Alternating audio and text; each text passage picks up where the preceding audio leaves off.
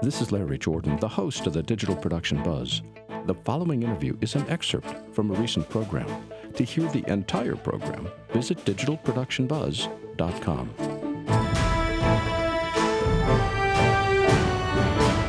Ed Golya is an Emmy Award-winning sound re-recording mixer and ADR specialist with more than 40 films and television shows to his credit. He got his start doing ADR for Close Encounters of the Third Kind. He's worked for Universal Recording Corporation in Chicago and Fox Studios in L.A., among many others. Hey, Ed, welcome. Thank you very much. Hi, Ed. By the way, I have to ask you, do audio guys really hate it when we do this? Hello? Is this working? And can you hear yourself? Hello? I can. Thank you. You've just destroyed his entire performance. It does. It drives these guys crazy. You never do this to a microphone. What do you do to test a microphone? You just go like, hello? Yeah, you just talk into it. By hitting that, you might damage the diaphragm if you do it incorrectly. See? Really? Just let me know when you're done. I'll wait. That's okay. I'll just sit here and wait for you guys to finish. It's a good question. It is. Audio guys hate that. Well, there's a reason. Okay. That's why they wire you with a mic that's placed about 5 feet away. Ed wants to give me a laugh, is what he wants. Ed, what got you started in audio in the first place? What caught your attention? Thank you for that question. No, that's serious. I mean, at the age of 13 and 14, I was playing in a band, a cover band. Mm-hmm. I was also playing 4 nights a week at local college bars. And I was very heavily into music. Not to get too personal, but I ended up going to Kent State for architecture. It was a great school for architecture, but busting my butt 80 hours a week of homework and getting a C, I decided, okay, I love audio. And since I couldn't really sight read to work in the industry as a player, I thought I'd sit on the other side of the glass. I ended up at a very brand new studio at the time. The gentleman was a geek, and he had the first Moog synthesizer in the Midwest. Oh, wow. He had a BBC Mellotron sound effects machine and the first 16-track Ampex MM1000 in Cleveland.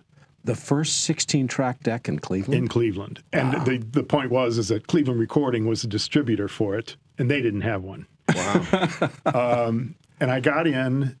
He took me on, and for the first 18 months to 2 years, I was on the music side recording, and because I knew what a tape recorder was.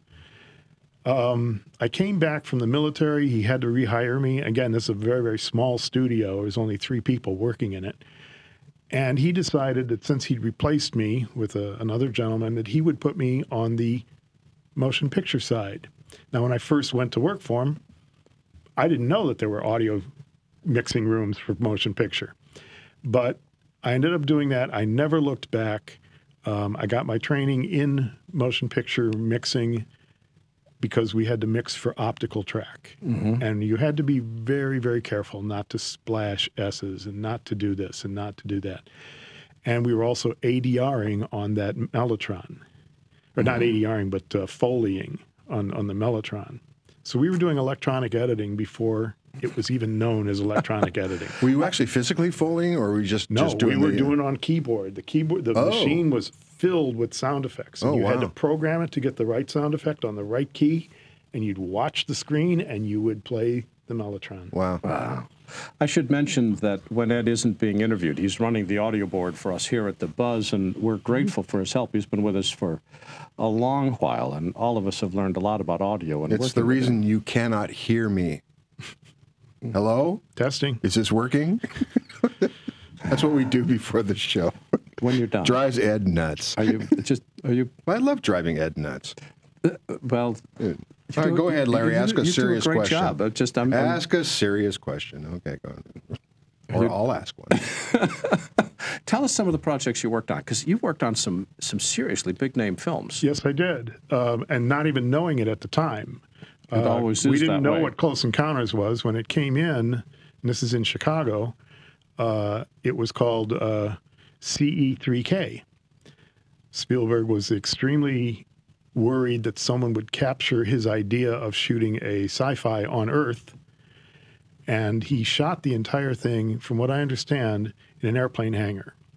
So all the dialogue in that entire movie has been looped. And the actress who played the mother of the little boy, she was working in Iowa with Stallone on a film called Fist. And wait a minute, seriously? All the dialogue in Close Encounters was looped? Yes. Only who played the gentleman that toured with her? Yeah, Richard Dreyfuss. Richard Dreyfuss. Apparently, he could not loop very well, so much of his stuff is not looped. But why? But because they didn't like the sound of the interior of the airplane hangar that they shot it in. Wow. So we redid I know everything. Apocalypse Now is like 99% looped. Yeah, things like that. I will say I've seen the movie, you know, recently again. Because actors hate looping. Yes, they do.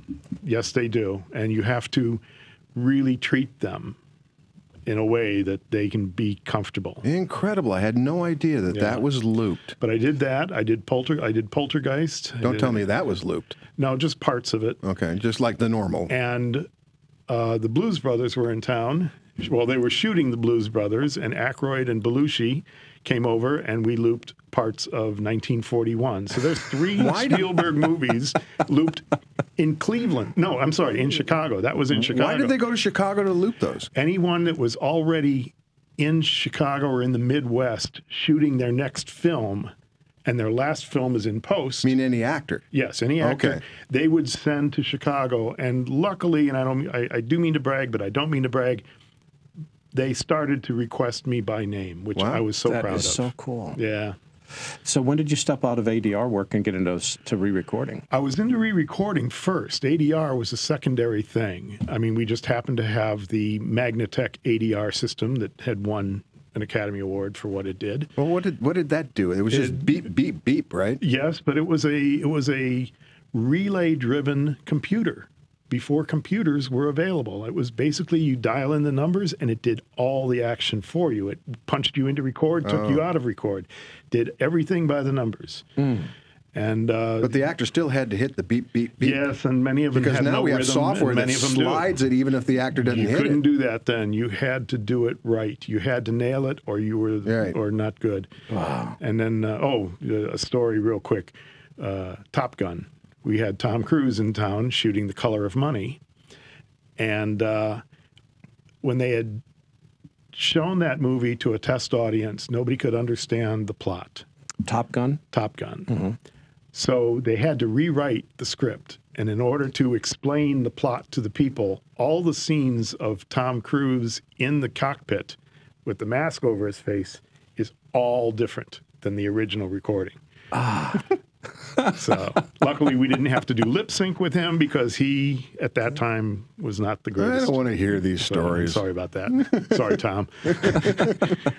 So when did, what re-recording stuff have you, and what I'm getting to is what did you get the Emmys for? Okay, re-recording was my basic thing. I was doing all the stuff to picture, all the mixing to picture. Chicago being only second to New York in national advertising. I did many, many national spots. There were a lot of filmmakers in Chicago, so I did their films and stuff like that. And occasionally I would get a film. And we actually had one that was being mixed out here in L.A., and they didn't like what was going down. The editor was from Chicago. She piled everything up and brought it back to Chicago, and I mixed her film for it. We have to tell everybody, though, especially when it comes to looping and ADR, it's not just the actors talking into a microphone. There's got to be that room tone. There's got to be that ambiance, or it's just not going to sound well. Back when I was an actor, I did a lot of stuff at Universal. I have to go in to loop scenes from television shows, and quite frankly, some of those guys were... I can tell every single line that I looped when I would watch the television show back because it sounded like it was looped. Yes, yes. And that can happen. So there is an art to looping, and it takes skill, it takes some art, and there's a lot of guys who are bad at it, and those guys worked at Universal. Well, I don't know. I did more for Hollywood when I was in Chicago than when I moved out here. I came out to Fox. And that's where I became a sound designer as well, because I will say Fox changed the way television is presented, especially with the graphics and stuff. When we did Fox Sports, when they got their first thing, I happened to have the same equipment in Chicago that they had here, and they found out that nobody knew how to run it. There were only 12 of these units in the U.S., but every time a football was thrown, we put a whoosh in and all this, and we hyped up the hits and all the football and all that. And I learned how to be a sound designer there. And then sitting next to editors all my career, I learned how to make a good edit and how to spread it out so that I could mix it quickly and easily, as opposed to some editors who just butt cut everything. So what's the best compliment you could get when somebody listens to one of your mixes? They don't hear the... Exactly. Exactly. They don't hear the work behind it. Exactly. That is exactly what it is. If you can't hear what I did, then I must have done it right.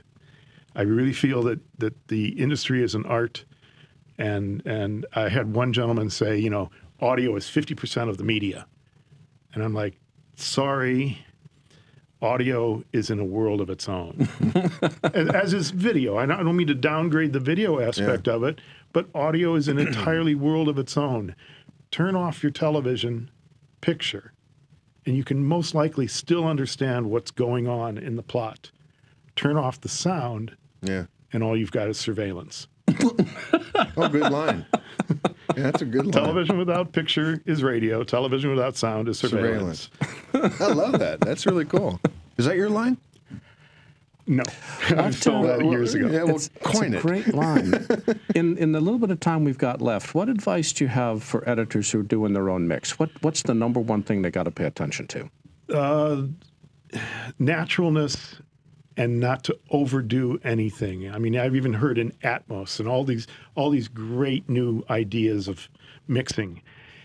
If it disturbs you to hear things moving from speaker to speaker, boy, it does. Yes, then it isn't done right. But if you're there and all of a sudden you're just engrossed in the whole thing, it's subtleties. That's all I can say. It's subtleties. Which explains the craft of audio and re-recording and mixing, which is where Ed is amazing. Ed Golya is a freelance re-recording, sound re-recorder, and does the audio here on The Buzz. Ed, thanks for joining us today. Thank you. And thank you for making this thing work. Hello. Oh, sorry, Ed. Stay put.